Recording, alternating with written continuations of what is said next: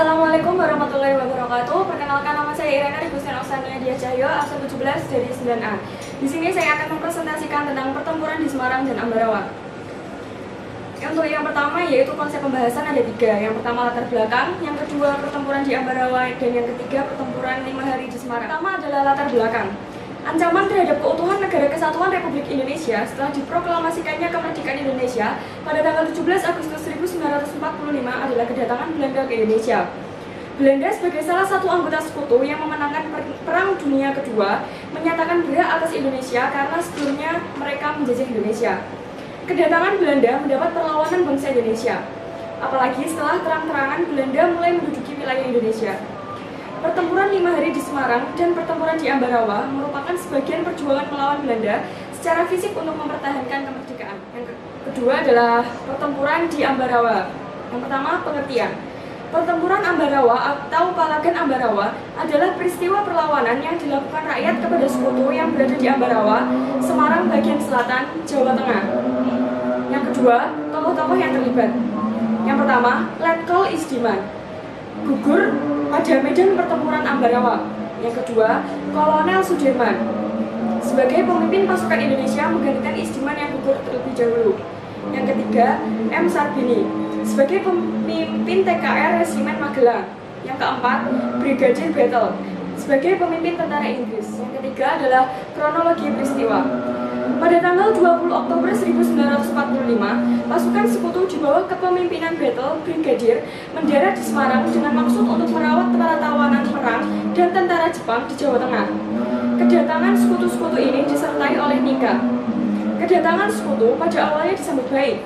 Bahkan, Gubernur Jawa Tengah, Bapak Wongsonegoro, setuju untuk menyediakan makanan dan kebutuhan lain untuk kelancaran operasi sekutu. Sementara sekutu berjanji untuk tidak mengganggu kedaulatan Republik Indonesia. Tapi, saat pasukan sekutu dan nikah tiba di Ambarawa dan Magelang untuk membebaskan para tahanan tentara Belanda, para tahanan bahkan dipersenjatai untuk membuat marah pihak Indonesia. Insiden bersenjata muncul di kota Magelang, sampai terjadi pertempuran. Di Magelang, tentara sekutu bertindak sebagai penguasa yang mencoba melucuti tentara keamanan rakyat dan menciptakan kekacauan. TKR Resimen Magelang yang dipimpin oleh Letkol M. Sarbini menanggapi tindakan ini dengan mengepung pasukan sekutu dari segala arah. Tetapi mereka selamat dari kehancuran berkat intervensi Presiden Soekarno yang berhasil menenangkan suasana. Kemudian, pasukan sekutu diam-diam meninggalkan kota Magelang untuk pergi ke benteng Ambarawa. Akibat insiden itu, Resimen Kedua Tengah dipimpin oleh Letnan Kolonel M. Sarbini segera mengejar mereka. Gerakan mundur pasukan sekutu diadakan di Desa Jambu karena diblokir oleh pasukan Angkatan Muda di bawah kepemimpinan Oni Sastrodihardjo yang diperkuat oleh pasukan gabungan dari Ambarawa, Suruh, dan Surakarta. Selama pemunduran diri, pasukan sekutu mencoba menduduki 2 desa di sekitar Ambarawa. Pasukan Indonesia di bawah kepemimpinan Letnan Kolonel Isdiman mencoba membereskan kedua desa itu, tetapi dia mati lebih dulu.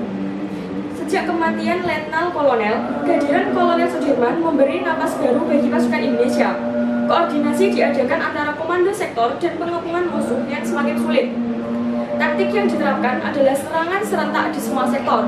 Bala bantuan terus mengalir dari Yogyakarta, Solo, Salatiga, Purwokerto, Magelang, Semarang, dan lainnya. Pada tanggal 23 November 1945, mulai baku tembak dengan pasukan sekutu yang selamat di gereja Belanda dan kompleks Kerkop di Jalan Margo Agung. Pasukan Indonesia terdiri dari Yon Iman Androni, Yon Suharto, dan Yon Sugeng. Pasukan sekutu mengarahkan tahanan Jepang dengan tank yang diperkuat, menyusup ke kursi Indonesia dari belakang. Oleh karena itu, pasukan Indonesia pindah ke Bedono. Pertempuran Ambarawa. Pada 11 Desember 1945, Kolonel Sudirman mengadakan pertemuan dengan komandan dan tentara sektor TKR pada 12 Desember 1945. Serangan dimulai dengan menembak pertama kali, kemudian diikuti oleh menembak karabin. Pertempuran pecah di Ambarawa. 1,5 jam kemudian, Jalan Raya Semarang-Ambarawa dikendalikan oleh unit TKR. Pertempuran Ambarawa sangat sengit. Kolonel Sudirman segera memimpin pasukannya untuk melakukan pengepungan ganda di kedua sisi, sehingga musuh benar-benar terkurung. Pasukan Jaringan dan komunikasi dengan kekuatan utama sepenuhnya terputus. Setelah berjuang selama 4 hari, pada 15 Desember 1945, pertempuran berakhir. Pertempuran ini kini diabadikan dengan didirikannya Monumen Palagan Ambarawa dan diperingatinya Hari Jadi TNI Angkatan Darat atau Hari Juang Kartika. Lampiran fotonya sebagai berikut. Selanjutnya adalah pertempuran 5 hari di Semarang. Pengertian: pertempuran 5 hari adalah serangkaian pertempuran antara rakyat Indonesia melawan tentara Jepang di Semarang pada masa transisi kekuasaan ke Belanda yang terjadi pada tanggal 15 hingga 19 Oktober 1945. Dua penyebab utama pertempuran ini adalah karena lahirnya tentara Jepang dan tewasnya Dr. Karyadi. Tokoh-tokoh yang terlibat adalah yang pertama Mayor Kido atau pemimpin Kido Butai, pimpinan Batalion Kido Butai yang berpusat di Jatingaleh. Yang kedua, Dr. Sukaryo dan Mr. Wongsonegoro, tokoh Indonesia yang sempat ditahan oleh Jepang. Yang ketiga, Kasman Singodimejo, yaitu perwakilan perundingan gencatan senjata dari Indonesia. Yang keempat, Jenderal Nakamura, yaitu perwira tinggi yang ditangkap oleh TKR di Magelang. Selanjutnya adalah kronologi peristiwa. Pada 1 Maret 1942, tentara Jepang mendarat di Pulau Jawa dan 7 hari kemudian, tepatnya pada 8 Maret, pemerintah kolonial Belanda menyerah tanpa syarat kepada Jepang. Sejak itu, Indonesia diduduki oleh Jepang. 3 tahun kemudian, Jepang menyerah tanpa syarat kepada Sekutu setelah dijatuhkannya bom atom oleh Amerika Serikat di Hiroshima dan Nagasaki. Peristiwa itu terjadi pada 6 dan 9 Agustus 1945. Mengisi kekosongan tersebut, Indonesia kemudian memproklamirkan kemerdekaannya pada 17 Agustus 1945. Hal pertama yang menyulut kemarahan para pemuda Indonesia adalah ketika pemuda Indonesia memindahkan tawanan Jepang dari Cepiring ke Bulu, dan di tengah jalan mereka kabur dan bergabung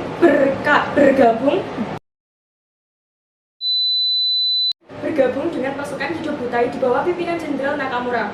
Kido Butai terkenal sebagai pasukan yang paling berani, dan untuk maksud mencari perlindungan mereka bergabung bersama pasukan Kido Butai di Jatingaleh.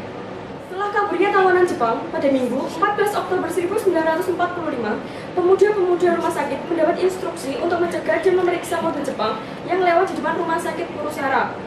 Mereka menyita sedan milik Kempetai dan merampas senjata mereka.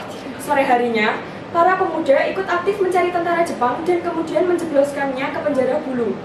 Sekitar pukul 18 WIB, pasukan Jepang bersenjata lengkap melancarkan serangan mendadak sekaligus melucuti 8 anggota polisi istimewa yang waktu itu sedang menjaga sumber air minum bagi warga kota Semarang. Kedelapan anggota polisi istimewa itu disiksa dan dibawa ke markas Kido Butai di Jatingaleh. Sore itu tersiar kabar tentara Jepang menebarkan racun ke dalam sumber air itu. Rakyat pun menjadi gelisah. Cadangan air di Candi, Desa Wungkal, waktu itu adalah salah satu-satunya sumber mata air di kota Semarang. Dr. Karyadi berniat memastikan kabar tersebut. Suasana sangat berbahaya karena tentara Jepang telah melakukan serangan di beberapa tempat, termasuk di jalan menuju ke sumber air. Istri Dr. Karyadi, Sunarti, mencoba mencegah suaminya pergi, namun Dr. Karyadi berpendapat lain. Ia harus menyelidiki kebenarannya karena menyangkut nyawa ribuan warga Semarang.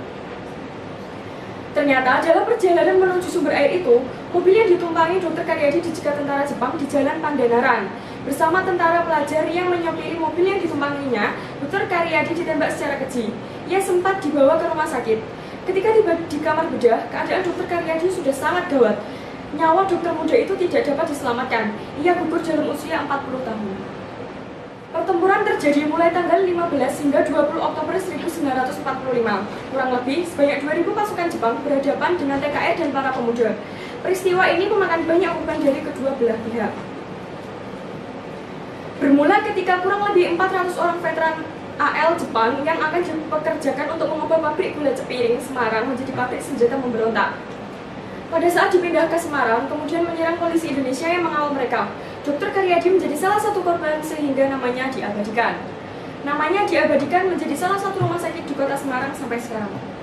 Untuk memperingati peristiwa tersebut, pemerintah membangun tugu yang dinamakan Tugu Muda. 5 hari di Semarang. Terima kasih. Sekian dari saya. Wassalamualaikum warahmatullahi wabarakatuh.